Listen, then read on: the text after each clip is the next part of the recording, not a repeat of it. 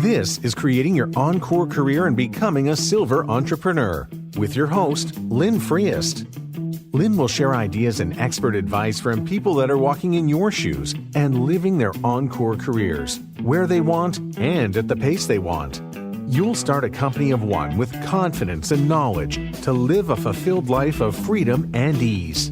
Lynn is a coach and leadership consultant whose mission is to show senior leaders and experts how to start something refreshing and new after a full career in the corporate environment.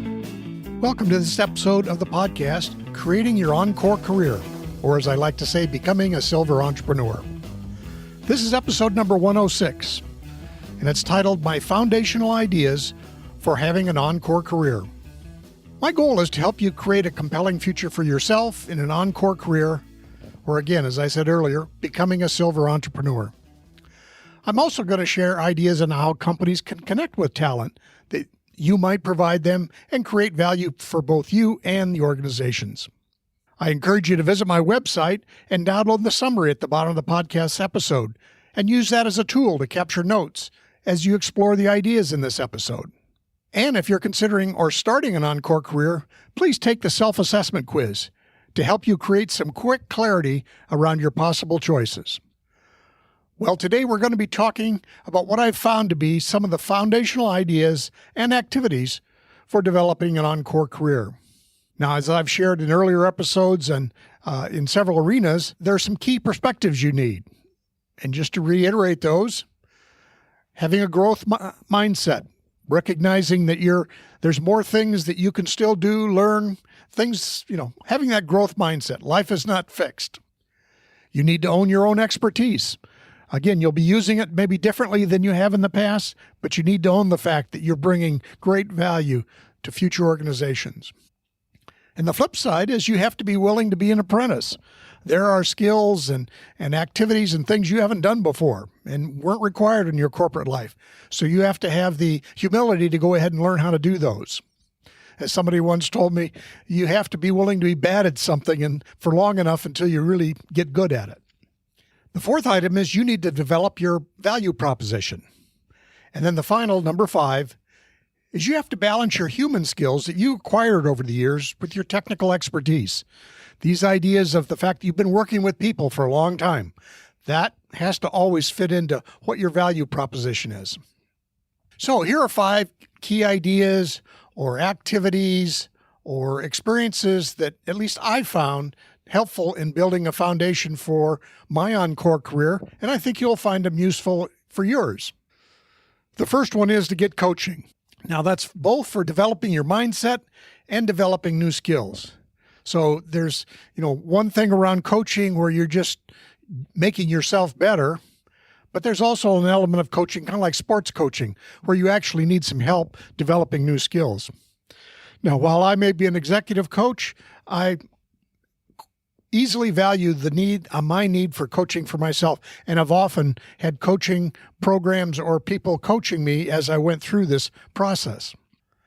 The second one I recommend is joining, I call them masterminds, you might call them peer groups, but these are people who will, are people like yourself that are also on the journey developing an encore career or maybe developing a business. It doesn't necessarily have to be just people doing encore careers, but that, would be helpful. But these are people who are developing a business of some kind. Usually it's a kind of a solo business to start with. This helps you because you're working with other people and you get to hear what their mindset is, their thinking is, the issues they're coming up with. And also, as you're developing skills, others were going to be developing their skills. So it's a great learning opportunity. Peers who are on the journey with you, it may even be more useful than having an individual coach, although I think that's vital too. But the peer groups are just amazing things to do. The next thing is to join communities. And I have a kind of a wide definition for that. I mean, LinkedIn is a community that I'm sure as a corporate person you probably are familiar with.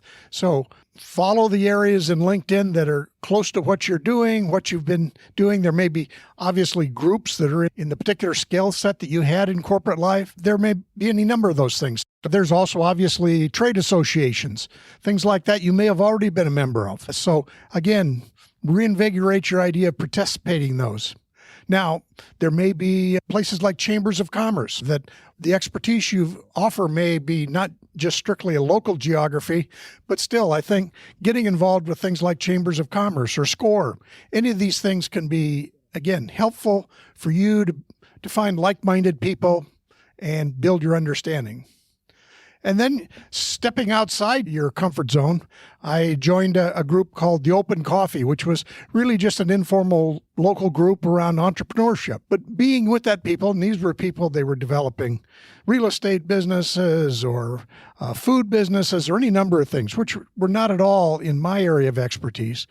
But again, some of these skills, things like marketing, you'll be amazed at what you can learn. And again, these groups are often very supportive of one another. So that's another big plus. And then finally, there may be specific technical groups.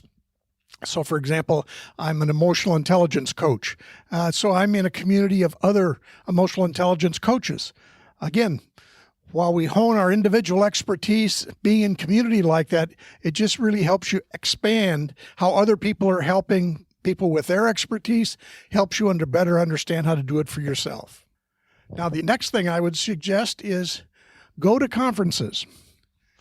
And these are not just conferences in your specific arena. In fact, most of the conferences I've gone to maybe involve skills I wanted to learn, or they maybe involved things that were maybe on the edge of what I was doing. So the first conference I went to, and I think I've mentioned this in earlier episodes, is Permission to Prosper. And that was literally, when you got down to it, a conference around mindset. Could I, should I, would I, starting that, having the permission to go ahead, start that solo business, get out there and do those things. The second conference I went to was on copywriting. Now, I had no real interest in becoming an expert copywriter, but I did know how to learn how to write persuasively. How could I show in print, and obviously it goes over into speaking also, how could I be persuasive in helping people understand the value I could provide for them? So I went to a copywriting conference, even though, as I said, in the long run, I didn't intend to be a copywriter. Then another one I went to was called EntreFest, which was an entrepreneurial conference. Here again, there was just all kinds of entrepreneurs out there, many in, technical fields, many in other, Main Street businesses, any number of things. So again, these people, a few were probably doing something similar to what I was doing, but many of them were doing very different things. But just being at that conference, seeing all the different solutions, the ideas that people were doing really helped expand my thinking. Then I did go to a conference, and this was involved one of the peer groups I was involved in, where there were speakers at the conference that talked about specific skills, whether it be speaking on stage or having a podcast or doing a blog or any number of things like that. And yet the real value of that particular conference was I was with my peer group face to face. Sometimes in the past, most of my peer group, we lived in different areas, so we just met on Zoom. But this was a chance to really get together and talk about our ideas face to face. And it was both refreshing, energizing, and really helpful. Another conference I went to was for speaker training. I'd obviously been speaking in my career for a long time, but I wanted to learn something different about the actual approaches to speaking.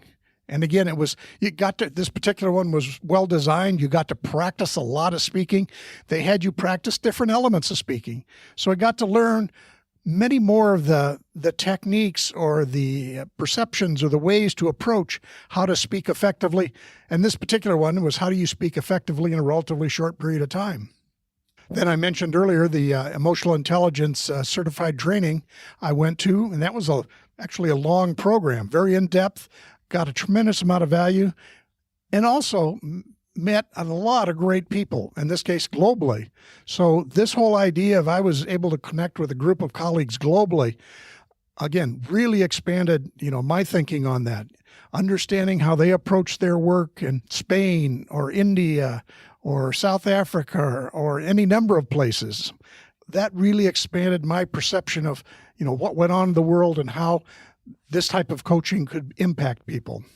And then finally, I took a short conference on writing a book. Now, I have not yet written that book, but again, it took me through some of the things I need to think about in writing a book.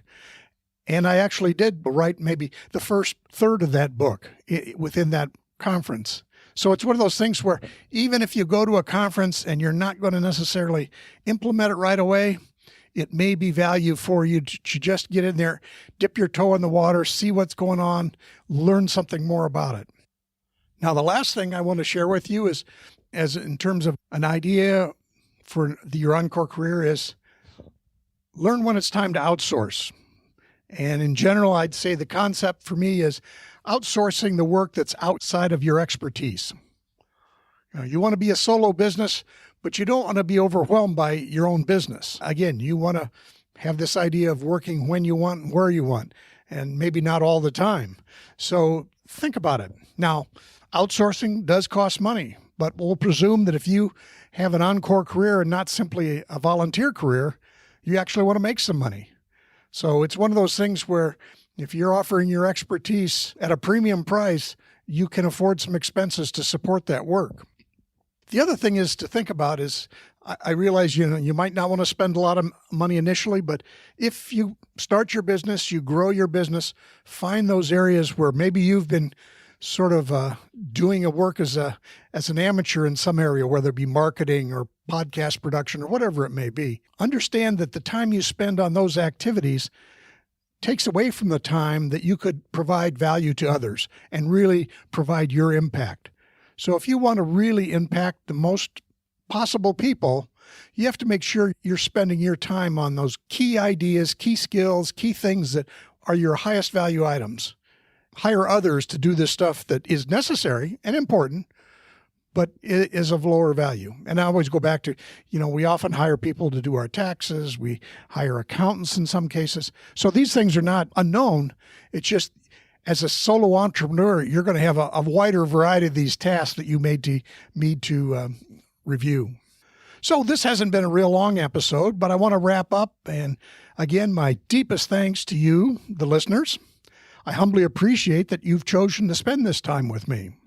I look forward to sharing more ideas about creating an Encore career, leadership, emotional intelligence, and other items as we go through future podcasts. And here's a quick review of what we covered. The 5 key ideas or activities or experiences that I feel build a solid foundation for your Encore career. Get coaching. Be humble enough to know that you need to have somebody help you develop, whether it be mindset, productivity, skills, whatever it may be. But be open to getting coaching. Join peer groups or masterminds. Getting with people who are on a path that you are. They may be on different topics or different products, but people that are on a journey with you that you can help each other as you go. Join communities. This is where you're going to find out, whether it be LinkedIn or local communities or any number of places, professional communities. These are the places where you're going to hear about what's up. What do people need? This is where you find out where and who are the people that need your services and your activities. And then go to conferences. And as I said, most of my conferences were outside of my actual field of expertise. So it was conferences that dealt with other elements of what it was going to be in my business, whether it be copywriting or whether it be speaking or book writing. These are things that I learned, and it gave me some other skills. Now, some of those skills later on, I decided to hire that work done, but it gave me the foundational understandings and awareness of at least what I could do well, what I probably needed somebody else to do well for me. And then finally, be mindful of outsourcing the work that's outside of your expertise. Spend your time and energy on what you're really good at and seek out others that can help you on those things where you're not great, but only okay at, I'll say. So that wraps up the podcast for today. Thank you again. Another thing I offer is to help you get started on your journey. You can go to the show notes and you'll find a link to an introductory quiz that kind of gives you some opening thoughts about starting an Encore career. And always, I encourage you to visit my website and download the summary at the podcast episode. And you can use that as notes to start exploring the ideas. You can also listen to episodes on iTunes, Spotify, Amazon, Player FM, radio.com, as well as my website. And please consider leaving a review on iTunes or on my website. And always feel free to ask me any question you might have about this or any subject. Finally, remember, I want to help you create a life where you work where you want to, work when you want to, and work at the pace you want to.